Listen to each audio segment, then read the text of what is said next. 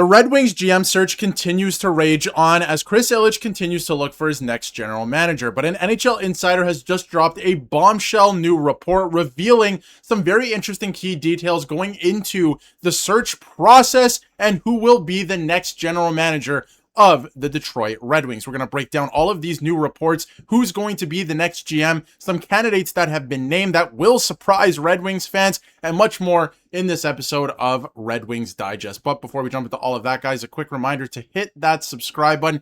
We've noticed that about 85% of you guys who watch these videos on the regular are not subscribed to the channel. So if you want to stay up to date with everything that's happening with the Red Wings through this GM search, with all the Dylan Larkin trade rumors as well, make sure to hit that subscribe button. We're almost at our goal of 5,000 subscribers. Thank you so much for tuning in every single day.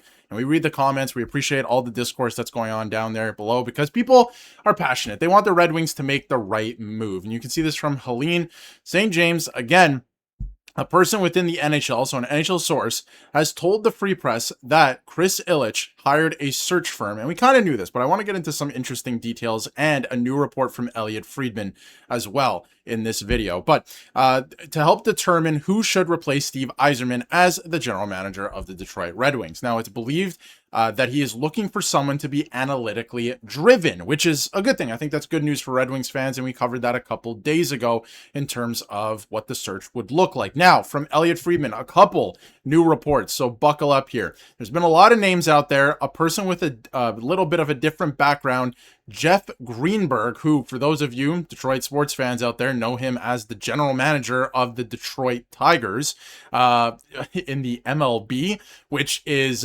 interesting. So it sounds like they're not married to the fact of just hiring, you know, the old school club or anything like that, a guy who's been around for a while. No, they want someone who's analytically driven and somebody who's going to be able to take this team to the next level, which again, in a vacuum, great news for Red Wings fans. I think that's a great thing. This is something that, you know, the league is going that way. These are all good things. Now, Elliotte Friedman had another report that the Red Wings have indicated that they're open-minded about whether it's one person or two. So again, we've been talking about this throughout the summer.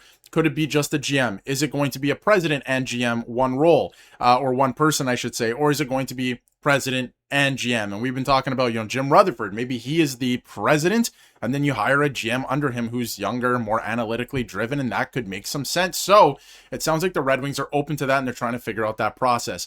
Where have you heard this before? Well, if you were paying attention to, you know, since the regular season ended, news around the league, the Toronto Maple Leafs just finished doing the same thing. So a lot of teams are doing this and going this route. It's not uncommon. Now, what the person's background is, not necessarily be quote unquote a hockey person as we've come to define them. So again, they're thinking outside the box. They could hire somebody that we've never heard of before. Now, in terms of different candidates that's been named, you could look at Scott White in Dallas. You could look at Evan Gold, who I brought up a couple times, who was just hired and they missed out on him by the New York Islanders. But somebody of that ilk could end up being the general manager, but then maybe somebody else is the president. Or maybe it's a completely different structure entirely where it's one person that isn't a hockey person that comes in. I don't know how I feel about that because I still think there's a human aspect to making decisions in the NHL. I don't think everything is numbers, but a lot of it is looking at the numbers and being able to make decisions based off those as well. So Elliotte Friedman went on to say, I do believe you're going to see the initial beginning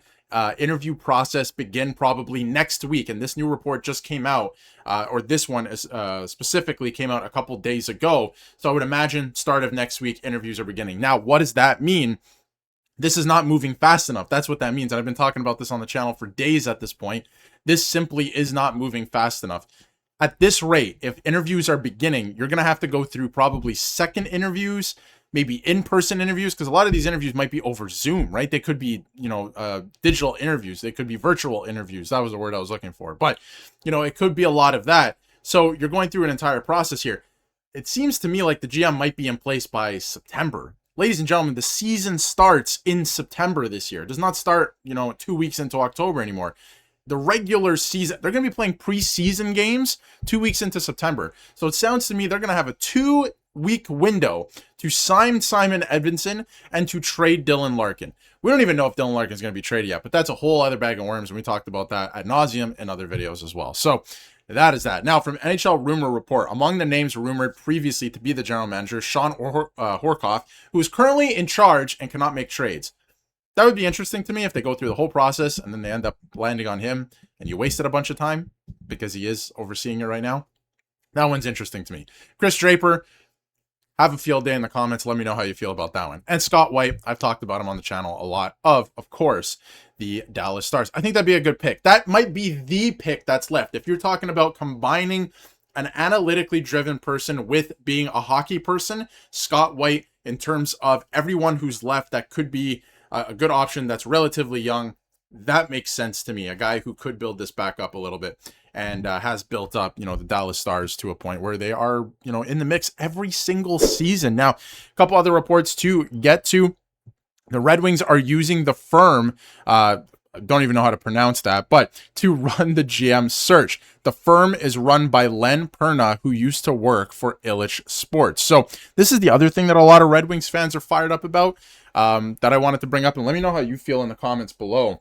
The firm that has been hired is not necessarily a firm that has nothing to do with the Red Wings, or like a third party, or they're technically a third party, but they do have a connection to the Illich family, right? So that's pretty interesting. I was wondering if they were going to go way outside the box, and they haven't done that. And I've seen a lot of discourse about this online, that people are not necessarily happy about this, because while it is technically, outside, they're not doing the search themselves, the organization that is, there is a connection to the Illich family. So thought that was pretty interesting as well. And you can see this from the Grindline podcast. So the founder of the group the Wings are using for the GM search, ZRG, is the former executive director, general sales manager for Elliotte Sports and Entertainment. So there is still very much a connection there. Again, let me know how you feel in the comments below. I've seen either nothing, some outlets are very quiet about it. Some people are not happy about it out there in social media. Let me know how you feel about that.